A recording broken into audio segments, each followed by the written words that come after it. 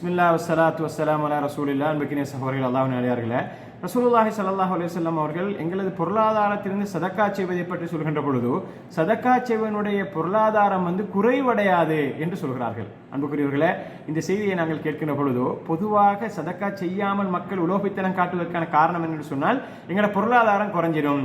எங்கள்கிட்ட ஒரு 10,000 ரூபாய்க்குதுன்னு சொன்னால் அதில் ஒரு 500 ரூபாய் நாங்கள் சதக்கா செஞ்சுட்டா 9,500 ரூபாய் ஆகிடும் அப்படின்னு குறையும் என்று நாங்கள் நினைக்கிறோம். ஆனால் ரசூலுல்லாஹி ஸல்லல்லாஹு அலைஹி வஸல்லம் சொல்றாங்க மா நகஸ சதக்கத்துன் மிம்மால், அதாவது ஒரு மனிதனுடைய பொருளாதாரத்தில் அதாவது சதக்கா செய்வது அவனுடைய பொருளாதாரத்தை குறைக்காது.